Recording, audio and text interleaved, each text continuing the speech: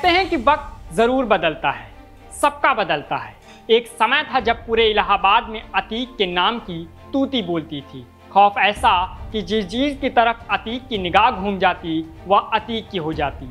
लेकिन वक्त बदला, इलाहाबाद अब प्रयागराज हो गया है और अतीक का अंत भी उसी प्रयागराज में हुआ जहां उसके आतंक के कई किस्से सरकारी अभिलेखों में दर्ज हैं, जो चीख चीख कर उसके जुल्म की गवाही दे रहे हैं। जिन ज़मीनों के लिए अतीक जीवन भर लोगों को जख्म देता रहा वह अब किसी और की हो गई। अतीक का आतंक अब सिर्फ अतीत के पन्नों तक सीमित रह गया है। अब ना अतीक है, न उसका साम्राज्य और ना ही उसका आतंक। जिस जमीन के लिए वह जीवन भर खूनी खेल खेलता रहा अब वह गरीबों का मालिकाना हक हो गई।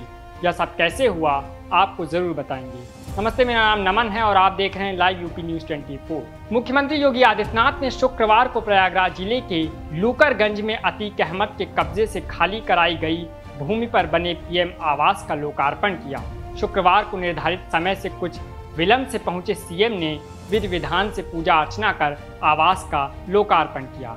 इसके बाद कार्यक्रम स्थल लीडर रोड पर औपचारिक रूप से लाभार्थियों को चाबी सौंपी। सुबह से ही बारिश होने के कारण कार्यक्रम में काफी अव्यवस्था रही। सीएम के आगमन के मद्देनजर भारी पुलिस फोर्स तैनात की गई है। लूकरगंज आवास से लेकर लीडर रोड तक पूरा इलाका पुलिस छावनी में तब्दील कर दिया गया है।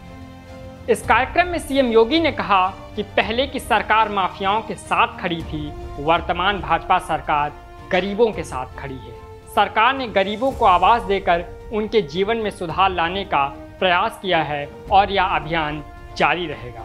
उन्होंने कहा कि प्रयागराज में 10,000 लोगों की क्षमता वाला कन्वेंशन हॉल का निर्माण कराया जाएगा। इसके लिए पीडीए को डीपीआर तैयार करने के निर्देश दिए गए हैं। प्रदेश के सभी जिलों में जमीन माफियाओं से खाली कराकर प्रयागराज की तरह गरीबों के आवास बनाए जाएंगे। साथ ही पत्रकारों, अधिवक्ताओं और चिकित्सकों के लिए भी आवास बनाए जाएंगे।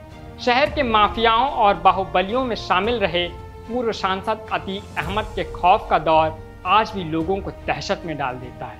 ऐसे में जब अतीक के कब्जे से लूकरगंज में जमीन खाली कराई तो यह भी सवाल उठा था कि यहाँ पर बन रहे फ्लैट को खरीदने वालों की संख्या कम ही रहेगी, लेकिन हकीकत ठीक इसके उलट रही। प्रधानमंत्री शहरी आवास योजना के अंतर्गत बन रहे इन 76 फ्लैट के लिए महज 20 दिनों में ही ऑनलाइन आवेदन करने वालों की संख्या 2090 तक पहुंच गई। वहीं फ्लैट के निर्माण कार्य को पूरा कराने के लिए पीडीए के अधिकारियों को कार्यदायी संस्था को कड़े निर्देश दे दिए गए हैं। ऐसी ही तमाम खबरों के लिए आप देखते रहिए लाइव यूपी न्यूज़ 24। शुक्रिया।